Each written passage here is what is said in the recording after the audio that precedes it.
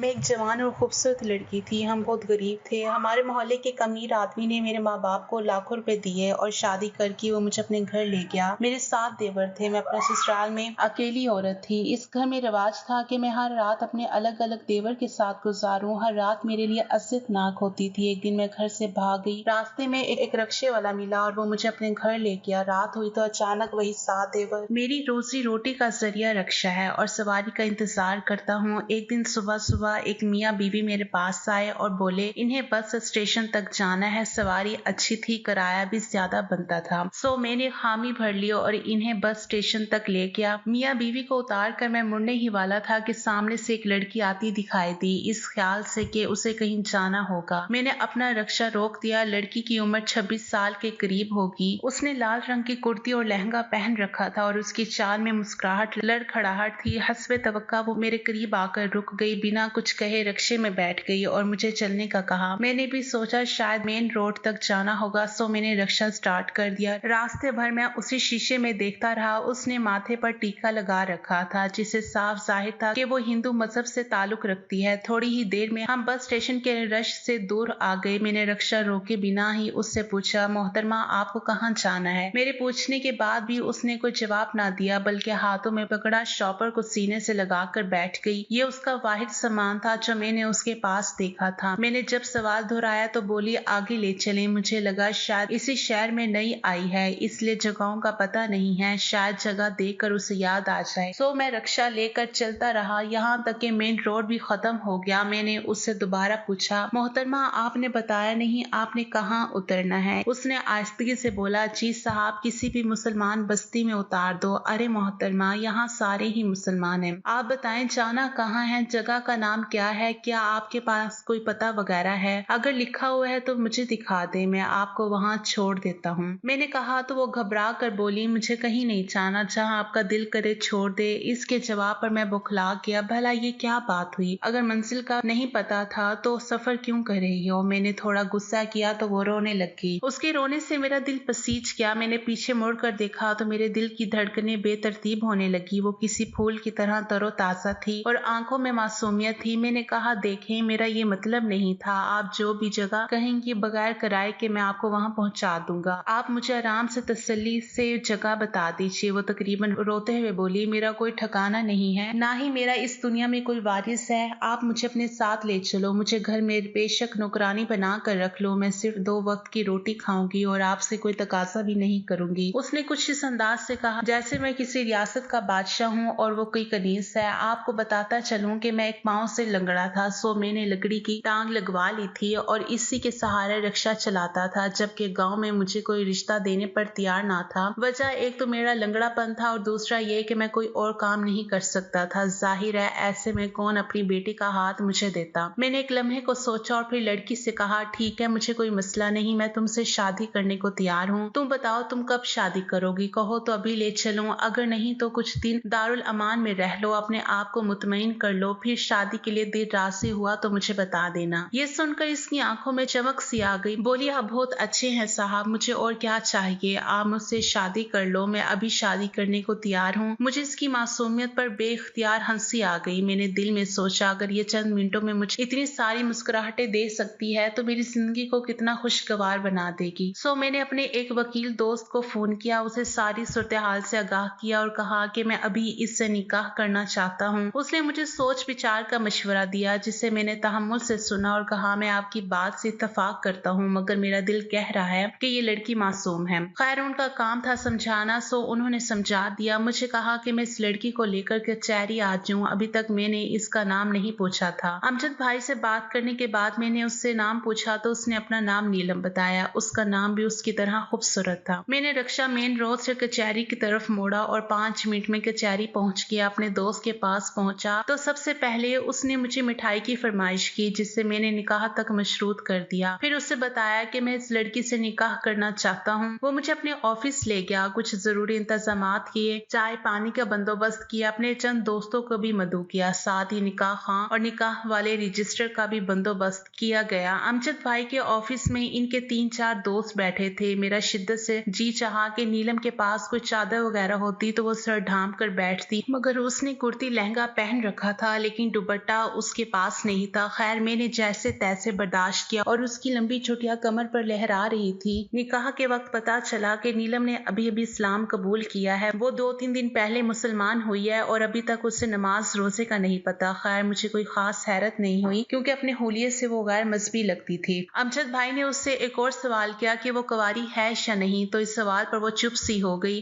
अमजद भाई ने उसकी शर्म हया से देखकर खाना खुद ही पुर कर दिया। खैर बाकी के इंतजामात के बाद हमारा निकाह हो गया। हम मियाँ बीवी के बंधन में बंध गई। इस लम्हे मुझे लगा जैसे अचानक मेरी अहमियत सबकी नजरों में बढ़ गई हो। गांव के जो लोग कहते थे कि मुझे कोई भी अपनी लड़की नहीं देगा, जब वो मेरे साथ नीलम को देखेंगे तो लाजमी हैरान होंगे। मैंने सोच लिया कि मैं अगले ही दिन रक्शे से छुट्टी करूंगा और उसे अपने गांव लेकर जाऊंगा, अपने रिश्तेदारों से मिलवाऊंगा और साबित कर दूंगा कि मेरे नसीब में अल्लाह ने मुझसे ज्यादा खूबसूरत औरत लिखी थी, जो शक्ल व सूरत के एतबार से लाखों में एक थी। निकाह के बाद के जज्बात ही और होते हैं। मुझे नीलम से यकदम मोहब्बत महसूस होने लगी। मैंने उसे बाजार से एक शॉल भी लेकर दी और उसे रक्शे में बिठाकर अपने घर ले आया। घर आकर मैंने उसे अपने हाथों से चाय बनाकर पिलाई। चाय पीकर वो ताज़ा दम हो गई। अगरचा मैं भी थका हुआ था, मगर शादी की खुशी इतनी थी कि मैं अपनी थकावट भूल गया। मैंने उसे कहा, तुम यहीं बैठो, मैं तुम्हारे लिए जोड़ा लेकर आता हूँ। मैं फटाफट बाजार गया। जमा पूंजी का तकरीबन 50% हिस्सा मैंने नीलम के लिए कपड़े खरीदने और खाने पीने की चीजों पर लगा दिया। चीज से लेकर घर आया तो वो मेरी मुंतजिर बैठी थी। मैंने उसे कपड़े दिए और कहा कि हाथ मुंह धोकर आ जाओ, तब तक मैं खाना वगैरह लगाता हूँ। उसने हाँ में सर हिलाया और कपड़े लेकर नहाने चली गई। नहा कर निकली तो उसका रूप निखर गया। मैं तो उसे देखता ही रह गया। वो पहले से भी कहीं ज्यादा हसीन हो गई थी। उसके शहद जैसी निखरती रंगत, गुलाबी होंठ और लंबे घने बाल किसी को भी अपना दीवाना बना दे। मैंने उसे नजर भर कर देखा तो वो शर्मा गई। मुझे लग रहा था जैसे किसी फकीर को फिरिस्तान की परी मिल गई हो। मैंने उसे अपने हाथों से खाना खिलाया और अपनी मोहब्बत दिखाई तो वो भी काफी खुश नजर आने लगी। अब इसकी घबराहट में कुछ कमी हो गई थी। मुझे तो समझ में नहीं आ रहा था कि 2 घंटे में मेरी जिंदगी इतनी बदल कैसे गई। ऐसा लगता था मैं कोई हसीन ख्वाब देख रहा हूँ। मेरा कमरा जिसमें मैं अकेला रहता था, इस कमरे में मेरा हम सफर भी आ गया था। उस दिन इसकी रफाकत पाकर मुझे लगता था जैसे मैंने दुनिया की सबसे बड़ी खुशी हासिल कर ली हो। हमारी रात और हमारे दिन खुशियों के खुमार में डूबे हुए थे। मैंने नीलम का नाम ईमान रख दिया था। मैं जब भी उसके खानदान का पूछता, वो या तो टाल देती या ऐसे तासुरात देती कि मैं दोबारा पूछने की जरूरत ही ना करता। मैं उसे अभी बेचैन या परेशान नहीं करना चाहता था, सो मैंने भी ज्यादा इसरार नहीं किया। मैं माजी और मुस्तकबिल से ज्यादा हाल में रहने वाला इंसान हूँ। चीजों के बारे में ज्यादा सोचता नहीं हूँ। मैंने हम दोनों के रिश्ते पर खासी तवज्जो दी। एक दिन मैं ईमान को घुमाने पुराने नजदीकी पार्क ले गया। उसने बताया था कि इसका ताल्लुक गैर मजहबी कबाइल से है, जहाँ अजीबो गरीब रस्म रिवाज हैं। वो बहुत कम ही अपनी बस्ती से बाहर गई थी, सो उसने इस शहर को भी नहीं देखा था। लिहाजा मैं इसका दिल बहलाने पार्क में लेकर गया। वो वहाँ जाकर बहुत खुश हुई। उसने ये चीजें पहली बार देखी थी।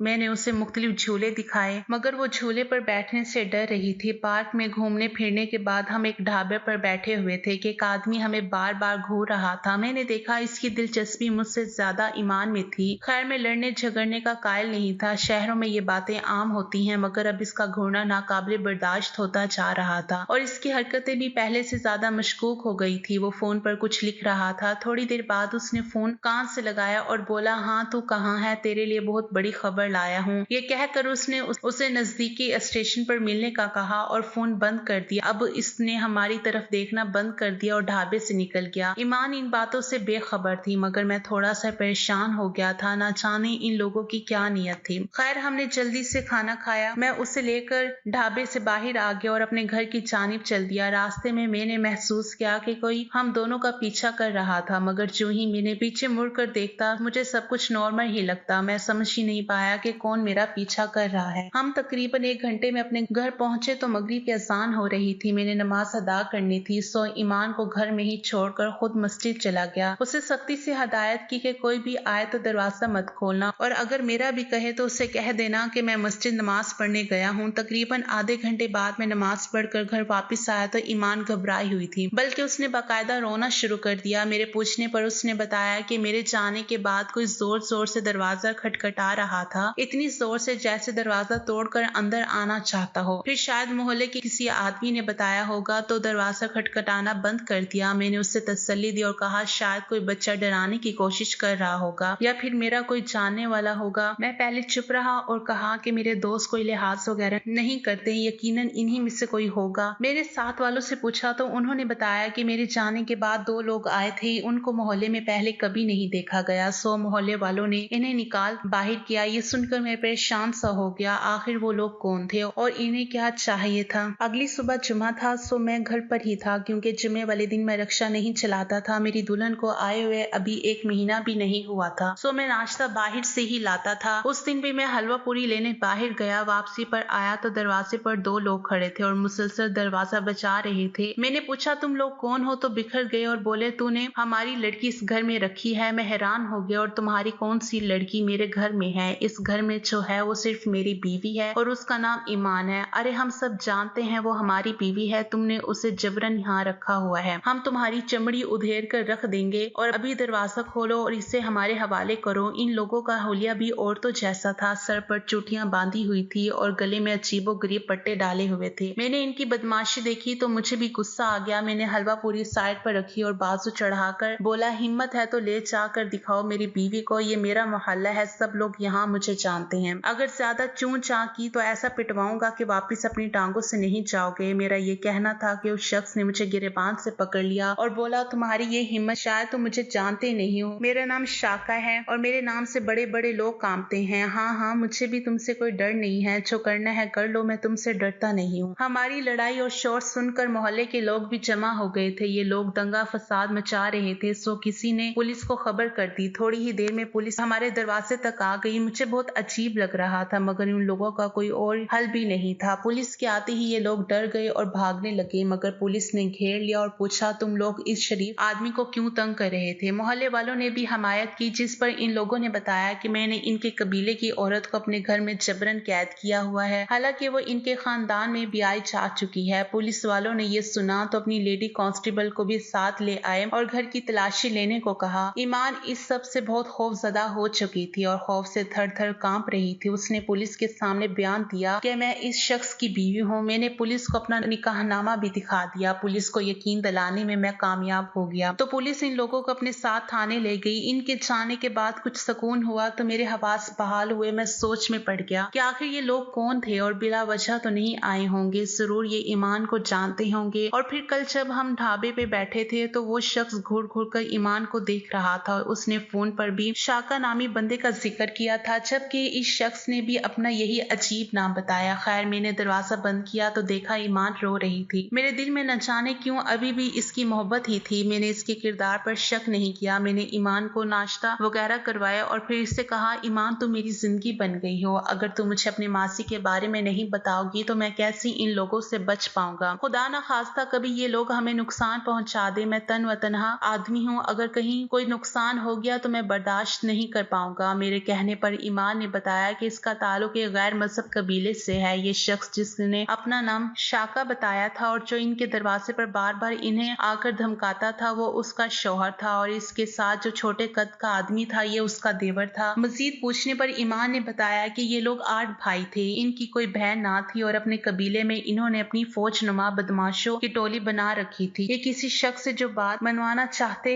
या अपनी ताकत की बना पर मनवा लेते थे। इस इलाके में बज़ाहिर तो सारे शरीफ थे, रस्म और रिवाज के पाबंद थे, मगर हर घर में बुराई का ऐसा शर्मनाक बाप था जिसे बयान करते हुए भी शर्म आती थी। गाँव में सोने और चांदी के बगैर कोई शादी नहीं होती थी। आने वाली दुल्हन को सोने में लाद दिया जाता था और इसके लिए बेताशा इंतजामात किए जाते थे। बाज़ औक़ात लोगों की सारी जमा पूंजी एक ही शादी पर जाया हो जाती थी, जबकि सोना चांदी के बगैर किसी औरत की शादी तौहीन समझी जाती थी। मगर शादी के बाद जो कुछ होता था, इससे मुआशरे को कोई सरोकार नहीं था। आज से 9 महीने पहले मेरी भी शादी हुई थी। मुझे सोने और चांदी में तोल दिया गया। मेरे माँ बाप को भारी नकद रकम भी पेश की गई और यूं मैं ब्याह कर शाका के घर आ गई। शाका के खौफ से सारा इलाका डरता था। इसके 7 भाई और भी थे और शायद यही वजह थी कि वो अपनी ताकत पर खासे इतराते थे। शादी वाले दिन घर में कोई औरत ना पाकर मुझे अजीब सी उलझन हुई। इसके बाकी भाई भी मुझे मजाक में छेड़छाड़ करने लगे, जो मुझे बहुत नागवार गुजरी। मैं अपने इलाके की रवायात से वाकिफ थी और मुझ पर यह लाजिम था कि मैं अपने देवर और जेठों की भी खिदमत करूं, बल्कि इनकी तस्कीन का भी जरिया बनूं। लेकिन अचानक क्यों मेरा दिल ये गवारा नहीं करता था। मुझे इनकी बातें बहुत नागवार गुजर रही थी। उस दिन अजियतों का एक नया सिलसिला शुरू हो गया, जो खत्म होने का नाम ही नहीं ले रहा था। मैं इन लोगों के घर एक खिलौना बन गई थी। मैं सारा दिन इन लोगों की रोटियां बनाती रहती थी, कोई हिलकर पानी भी ना पीता और सबकी खिदमत मुझ पर फर्ज हो गई। सारा दिन काम की थकन और फिर अज़ियतनाक रातें मेरे लिए किसी अजाब से कम नहीं थी। मुझे लगता था कि मैं कोई भेड़ बकरी हूँ जिसे माँ बाप ने उसे बांध दिया है। हैरत की बात यह थी कि ये सब भाई मुझे दिन के उजाले में भाभी कहते थे, कबीले वालों के सामने बड़े मौसिफ थे, मगर अब इनकी हकीकत मैं जान गई थी। मैंने पड़ोस में रहने वाली एक बूढ़ी औरत पर भरोसा करके इससे इशारों में ये बातें बताने की कोशिश की तो वो बोली, मेरे 4 देवर और 3 जेठ थे। मैंने तो कभी इतराज नहीं किया कि कौन मेरा शौहर है। तुम नई नस्ल की लड़कियों को न जाने क्या हुआ है, अपना शौहर क्यों करती हो? जिस घर में जितने मर्द होते हैं इन सब की तुम पर जिम्मेदारी है, फिर चाहे वो तुम्हारे साथ जैसा सलूक करे, तुम्हें औरत होने के सबब सब सहना पड़ेगा। यही हमारी रस्मों रिवाज है और इन्हीं पर तुम्हें चलना पड़ेगा। अभी तुमने बाहर की दुनिया देखी नहीं है, वो दुनिया इससे भी बुरी है। मैंने इस बूढ़ी औरत की बातें सुनी तो मुझे सख्त हैरत का झटका लगा। तो गोया ये जुर्म और ये बुराई हर घर में खामोशी से जारी थी, शायद इसलिए कि लोग शादियों पर ज्यादा खर्चा नहीं करना चाहते थे। मैं तो जैसे ही जवान हुई ब्याह दी गई। मुझे इन बातों का इल्म नहीं था, मगर शायद मेरे अंदर एक पाक रूह थी जिसने कभी भी इस गंदगी को कबूल नहीं किया। मैंने अपनी बस्ती से भागने का फैसला कर लिया, मगर मुझे अपनी मंजिल का नहीं पता था। बस्ती से थोड़ी दूर आकर बस स्टेशन था जिसमें बसें खड़ी थी। मैं यूं ही एक बस में चढ़कर बैठ गई। मुझे नहीं पता था कि मैं कहाँ जाऊं, बस खौफ ने दिल में जगह बनाए रखी थी। बस का सफर खासा लंबा था। मैं भी इत्मीनान से बैठ गई कि कम अज कम अपनी बस्ती से तो दूर निकल आऊंगी। इस बस्ती में एक नौजवान जोड़ा बैठा हुआ था। आदमी के चेहरे पर दाढ़ी थी जबकि औरत ने बुर्का ओढ़ रखा था। मैं इन्हें हसरत से देख रही थी। मैंने देखा सामने वाली सीट पर बैठा एक शख्स दिलजोई से इस बुरखे वाली औरत को देख रहा था। बुरखापोश लड़की के मर्द की नजर जब उस आदमी पर पड़ी तो वो गुस्से से पागल हो गया। उसने इसे सुना दी और बस का सारा अमला उसी पर चढ़ गया। तो कंडक्टर ने भी इसकी खासी सर्जिश की और इसे बस से बाहर निकाल दिया। ये देखकर मैं बहुत हैरान हुई कि क्या कोई मर्द अपनी औरत की इतनी हिफाजत कर सकता है, जबकि हमारे इलाके में इस बात को फख्र की अलामत समझा जाता था कि कोई मर्द किसी औरत में दिलचस्पी ले। ऐसा होता तो औरत का मालिक उस औरत को कुछ अरसे के लिए पैसों की इवज इसके हवाले भी कर देता। मेरे लिए इस आदमी का ये रवैया उम्मीद की किरण थी। मुझे मालूम करने पर पता चला कि ये मुसलमान है। मैंने उसी वक्त फैसला कर लिया कि शादी करूंगी तो किसी मुसलमान मर्द से जो अपनी औरतों की इतनी हिफाजत करते हैं। तभी जब मैं आपके रिक्शे पर बैठी थी तो मैंने कहा था किसी मुसलमान बस्ती में मुझे उतार दें, और फिर जब आपसे मिली तो मुझे लगा कि आप वाकई शरीफ इंसान है। और यकीन माने मैंने शाका से जो कल लड़ाई की मेरे लिए उससे बड़ी कोई बात नहीं थी। मुझे तहफ्फुज़ का एक ऐसा एहसास हुआ कि मैं आपकी गुलाम बन गई हूँ। उम्र भर आपको अपने सर का ताज बना कर रखूंगी। खुदा के लिए मेरी गलतियों को माफ कर दीजिए, मैं कभी आपका एहसान नहीं भूलूंगी। ये कहकर उसने अपना सर मेरे कदमों में रख दिया, मेरे हाथों को चूमने लगी और बेइंतहा रोते हुए बोली, मैं सारी जिंदगी तुम्हारे नाम पर जीऊंगी, तुम्हारे नाम पर मरूंगी। कहोगे तो जान भी दे दूंगी, लेकिन खुदा के लिए मुझे खुद से जुदा मत करना। यहाँ आकर इस घर में मुझे जो सुकून मिला है वो सुकून शायद मुझे मरने के बाद भी नसीब ना हो। मेरी आंखों में बेख्तियार आंसू आ गई। वाकई इस्लाम कितना अजीम मजहब है जिसने औरत के हकों को इस तरह से बयान किया कि इसके लिए तहफ्फुज़ और इज्जत यकीनी हो गई। मैंने ईमान को सीने से लगा लिया और इसे यकीन दिलाया कि मैं इसकी सच्चाई की कदर करूंगा, कभी भी इसे नहीं छोड़ूंगा। वो मेरी बीवी है, मेरी इज्जत है और रहेगी। ये सुनकर वो खुशी से निहाल हो गई। इसके बाद मैंने उसे कुरान पाक पढ़ना सिखाया, कलमा शहादत सिखाया और नमाज के असूल भी सिखाए। अब वो नमाज की पाबंद है और अपने मासी को भूल चुकी है। हम भी वो जगह छोड़कर एक नई जगह मुंतकिल हो गए हैं। इसके आने से मेरा नसीब ऐसे खुले हैं कि मैंने 1 से 4 रिक्शे ले लिए हैं। अब मेरी खासी आमदन है, रोज बरोज मेरे रिक्शे बढ़ते ही जा रहे हैं। मुझे यकीन है कि ये सब अल्लाह ने मुझे ईमान के नसीब से अता किया है। अगर मैं इसे धुतकार देता या इसके साथ अच्छा सलूक ना करता ये तो यकीनन वो बददिल हो जाती है और इस मजहब से भी दूर चली जाती। मैंने इसकी इस्लाम से मोहब्बत को सराहा और इसे ना सिर्फ कबूल किया बल्कि इज्जत की जिंदगी भी दी। आज वो मेरे साथ बहुत खुश और मुतमईन है। माशाल्लाह 4 बच्चे हो गए। अल्लाह हमारी जोड़ी यूं ही सलामत रखे, आमीन। अगर आपको हमारी कहानी अच्छी लगी है तो कहानी को सब्सक्राइब कीजिए और हाँ, कमेंट सेक्शन में अपनी राय का इजहार करना मत भूलिएगा। शुक्रिया। अल्लाह हाफिज।